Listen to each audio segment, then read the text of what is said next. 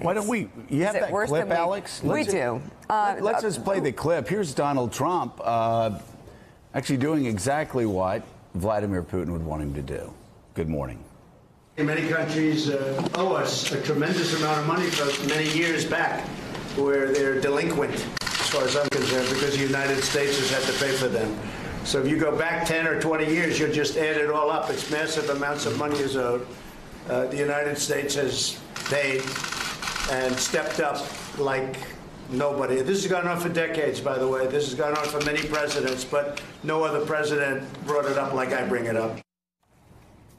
The good news is that allies have started to invest more in defense. After years of cutting defense budgets, they have started to add billions to the defense budgets. And last year was the biggest increase in defense spending across Europe and Canada in a generation. Why was that last year? It's also because of your leadership, because your clear message. And they won't write that. I think it's very sad when Germany makes a massive oil and gas deal with Russia, where you're supposed to be guarding against Russia, and Germany goes out and pays billions and billions of dollars a year to Russia. So we're protecting Germany, we're protecting France, we're protecting all of these countries, and then numerous of the countries go out and make a pipeline deal with Russia, where they're paying billions of dollars into the coffers of Russia.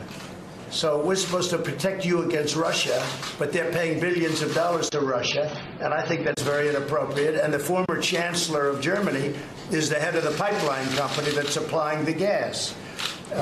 Ultimately, Germany will have almost 70% of their country controlled by Russia with natural gas. So you tell me, is that appropriate? I mean, I've been complaining about this from the time I got in. It should have never been allowed to have happened.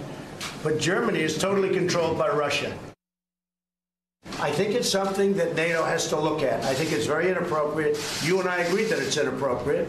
NATO is an alliance of 29 nations, and there are sometimes differences and different views and also some disagreements. And the gas pipeline from Russia to Germany is one issue where allies disagree. But the strength of NATO is that despite these differences, we have always been able to unite around our core task to protect and defend each other, because we understand that we are stronger together than apart. I think that 2 world wars and the Cold War taught us that we are stronger together than apart.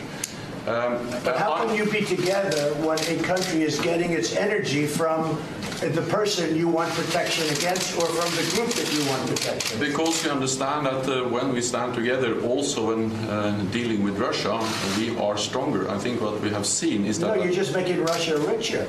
Well, you're not dealing with Russia, you're making Russia richer. Well, so I think that even during the Cold War, NATO allies were trading with Russia. Then there have been disagreements about what kind of trade arrangements we should go into. I think trade is wonderful. I think energy is a whole different story.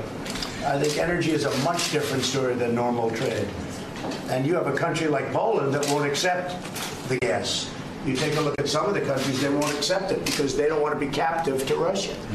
But Germany, as far as I'm concerned, is captive to Russia because it's getting so much of its energy from Russia. So we're supposed to protect Germany, but they're getting their energy from Russia. Explain that. And it can't be explained, you know that. So this was supposed to be just a photo op. The president wanted to make sure that he sent the message to Vladimir Putin while appearing to question energy shipments to Russia, that he was actually doing everything he could to disrupt the NATO summit from the start, and to also undermine America's alliance with NATO. You could see, and Mika pointed it out, Mike Pompeo looking down as the president continued to badger and attack his hosts there.